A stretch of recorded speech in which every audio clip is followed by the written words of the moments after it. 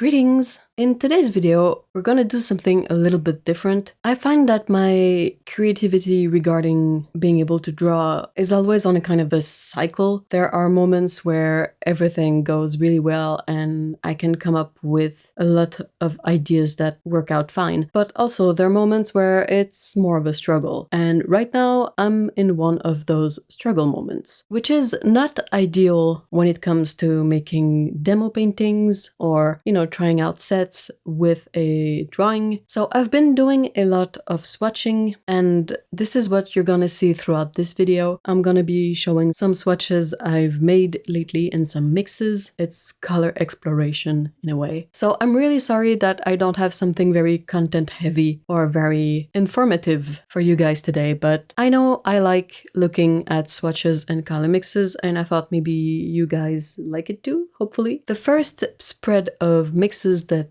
I'm gonna show are what I got from using the latest 3 colors I got from the Agallo range. It was not my intention really, but turns out that the 3 colors are really interesting together. They were, in my opinion, some colors and hues that were missing from my palette, and I decided to get them some time ago when they were on sale, and I got a gold ochre, so a pigment yellow 43. I got quinacridone chestnut, which is pigment red 206, and that's a discontinued pigment, so I'm glad I was able to grab a pan of this one before it's no longer available. And then I also got a pan of ultramarine turquoise. I've seen this mix a lot lately. It's a mix of ultramarine PB29 and phthalo green blue shade PG7, so you end up with a kind of turquoise color that has a really interesting granulation in it. And I was looking at those 3 colors and realized that it would be really interesting to do some mixes using these as a triad of colors. So I set up some swatches, a little color wheel, and then a bunch of mixed swatches where I combine a ratio of the 3 paints together. Right below my color mixing wheel, I put little swatches of me trying to get as neutral a color as possible, so a dark gray or a black color, as close to it as possible. It was really interesting to see just how neutralizing the quinacridone chestnut and the ultramarine turquoise were. I was not really expecting them to work so well together, but they do. I feel like we often see kind of the same hues when it comes to colors that neutralize. So you get your ultramarine blue with orange, or a more muted orange, in this case a brown. You get the green and the red. It's very difficult to find it with purple and yellow, but I had never really seen it with a dark red and turquoise color, personally anyway. So that was really fun to see. I feel like you can get some really nice colors from these 3. They're limited, of course, but not too limited. And it was really fun to experiment with these. The other mixes and swatches that I'm gonna be showing feature 2 colors from the Roman Schmal range that I added to my palette not too long ago. So we have color number 313, which is permanent orange. It is pigment orange 59, also named Paleotol orange. Apparently, this pigment has been, quote unquote, recently withdrawn from market. So basically, it is now discontinued. I don't think this is a pigment that a lot of people were relying on necessarily, so it kind of went a bit under the radar. But yeah, so it is discontinued, and I really wanted to swatch it and try it out. I don't have a lot of oranges within my paints, and as this one was going away, I grabbed the paint on sale again when I had the chance. It is a color that is meant to be semi-transparent and that has an excellent light fastness. So what I wanted to do with this color was to go through my Roman Schmal paints and select 8 of them that I wanted to mix the orange with to see what kind of colors I could get. As this is an orange color, I opted to choose colors that are around its complementary, if that makes sense. So I got some turquoise, some blue greens, purple pink, that kind of stuff. I didn't feel a need to mix this color with yellow or red because I don't feel like that's very instructive, but to mix it with a green or a purple, I wanted to explore that more. The 8 colors I chose to mix it with are Strontium Violet, Pigment Violet 62, PV62, Shadow Gray, which is a mix of 3 pigments, PBR 7, PB29, and PV19, so Pigment Brown 7, Pigment Blue 29, Ultramarine Blue, and Pigment Violet 19. I picked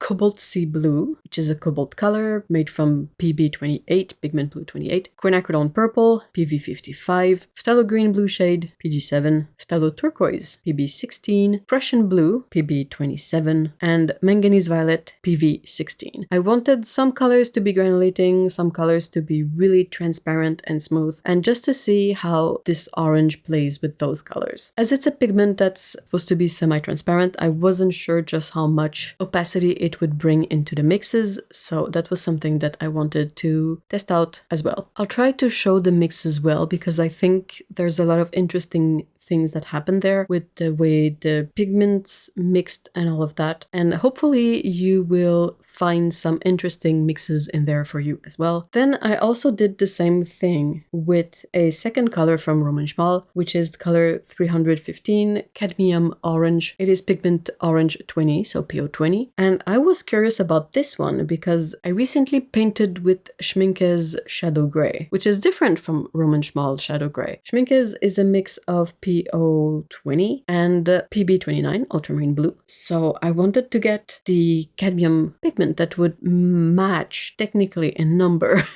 with the Schminke mix, but within the Roman Schmal range. Now, the cadmium pigments are not always exactly the same hue, even if they have the same number, so I don't know how my mix will turn out, but we will see on the page. And also, same as the previous orange color, I decided to pick out 8 colors from my collection to mix it with. I picked out, again, Strontium Violet, PV62, Indigo Greenish, a mix of PB15 colon 3, PBK7, and PG7. I picked Cobalt Sea Blue, PB28 again. Then November, a mix of PR122, PG7, PB15 colon 3, and PBK7. Chromium Green Oxide Dark, PG17. Transparent Turquoise, PB15 colon 3, and PG7. Ultramarine Intense, PB29, so that's my mix trying to replicate the Schminke color. And then finally, Manganese Violet again, PV16. I kept a few colors in common between my 2 oranges just to be able to compare the oranges themselves within those mixes. Cadmium Orange has this different feature from Permanent Orange that it's a opaque to semi-opaque color. So instead of the previous orange that was semi-transparent, this one is semi-opaque to opaque. So it will be interesting to see just how this opacity of the pigment impacts on the mixes. And again, I think a lot of the resulting mixes here are super interesting. There are some really nice colors that come up from mixing these oranges with other colors. Again, with the second orange, I tried to go for colors that were not too close to the orange because I don't find that as instructive as mixing it with colors that are closer to the complementary of the orange. So that way you can see what kind of more muted color, what kind of purplish color you can get. A lot of greens happened here, which I think is really interesting because I love greens a lot. And I always find that it's sort of the area of colors that is often a bit lackluster within professional ranges of paints. But a lot of the mixes that I got from these oranges and some blues or some greens were really, really cool. And I'm gonna have to keep track of these to be able to use them in paintings. So that's basically what I have for you guys today. Again, I'm sorry that it's not a very complex topic or anything. This is a bit of sort of behind the scenes work that's all about knowing your colors, learning more about your colors, and figuring out what colors you like. It's knowledge that's really useful when it comes the time to paint something, but that often might feel a bit tedious to do. I don't know. I don't find it tedious personally, but I could understand someone telling me that they find it tedious, if that makes sense. I've always found that I cannot not be creative, even if my brain, in a way, is not collaborating with me. There's still things I can do to stay creative, and in this case, it's often mixing colors or testing out supplies and stuff like that. So hopefully I get back some sort of focus soon. And if you have any tips to jumpstart that process, to get back into a more creative / idea mindset, please let me know in the comments. It would be really helpful. And I'm sure it would help other people as well. Thank you so much for watching this peculiar video. I really appreciate it, and I hope you have a really great day. See ya in the next one. Bye bye.